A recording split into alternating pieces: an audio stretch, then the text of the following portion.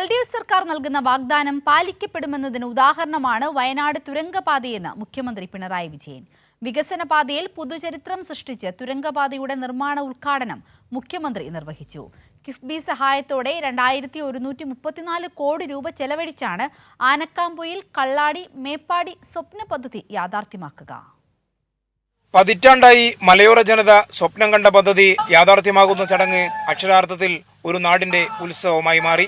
Anakkampoyil saint Mary's UP സ്കൂളിലെ സദസ്സിനപ്പുറവും ജനങ്ങൾ തിങ്ങി നിറഞ്ഞ വേദിയിൽ മുഖ്യമന്ത്രി പിണറായി വിജയൻ ചരിത്രത്തിലേക്ക് പദ്ധതിയുടെ ശിലാഫലകം അനാച്ഛാദനം ചെയ്തു. സംസ്ഥാനത്തിന്റെ സുസ്ഥിര വികസന പദ്ധതിയായി തുരങ്കപാത മാറുമെന്ന് മുഖ്യമന്ത്രി പറഞ്ഞു.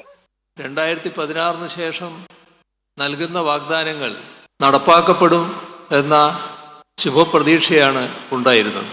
അതുകൊണ്ട് തന്നെ ആ സുദിനം, ആ വാഗ്ദാനം നടപ്പാക്കപ്പെടുന്നതിന് തുടക്കം കുറിക്കുന്ന സുദിനമാണ് ഇന്ന്.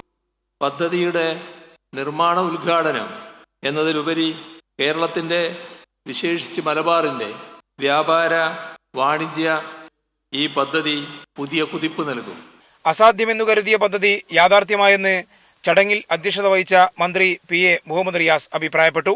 കാലങ്ങളായി മനുഷ്യർ ആഗ്രഹിച്ച ഒരു പദ്ധതിയാണ് യാഥാർത്ഥ്യമാകാൻ വേണ്ടി പോകുന്നത്. താമരശ്ശേരി ചുരത്തിൽ മണിക്കൂറുകളോളം അങ്ങോട്ടും ഇങ്ങോട്ടും നീങ്ങാൻ പറ്റാതെ ഇതിനെന്ത് പരിഹാരമെന്ന് വല്ലാതെ പ്രയാസപ്പെട്ട് നമ്മളെല്ലാവരും എത്രയോ കാലമായി ചിന്തിക്കുകയാണ്. അതിൻ്റെ മാറ്റമുണ്ടാകുന്നത് വയനാട്, കോഴിക്കോട് ജില്ലകൾക്ക് മാത്രമല്ല, കേരളത്തിനാകെയാണ് എന്നുള്ളത് നമുക്കൊക്കെ അറിയാം.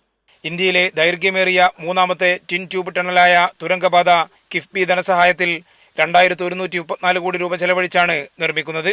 4710 കോടി രൂപയാണ് നേരത്തെ കിഫ്ബിയും പെൻഷൻ കമ്പനി എടുത്തതിന്റെ പേരിൽ ഈ വർഷത്തെ ബഡ്ജറ്റിൽ പ്ലാനിൽ കുറച്ചേക്കുന്നത്. പിന്നെ ബഡ്ജറ്റിൽ നിന്ന് 14,000 കോടി ഓരോ വർഷവും നമ്മൾ കൊടുക്കും, മറ്റു പണം. അപ്പൊ ഇങ്ങനെ കുറച്ചിട്ടും പിണറായി വിജയൻ സർക്കാർ അവരുടെ പ്രവർത്തനം പുറകോട്ട് പോകുമെന്നാണ് ആരെങ്കിലും കരുതെങ്കിൽ ആ പുറകോട്ട് പോയില്ല എന്ന് മാത്രമല്ല, അതെല്ലാം ചെയ്തു തീർക്കുക എന്നുള്ള നിശ്ചയദാർഢ്യം നടപ്പിലാക്കുന്നതിന്റെ ഏറ്റവും വലിയ ഉദാഹരണമാണ് ഇവിടെ വരാൻ പോകുന്ന ഈ ടണൽ.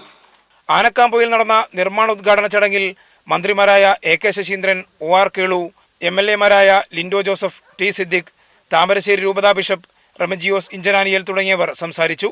കൈരളി ന്യൂസ്, കോഴിക്കോട്.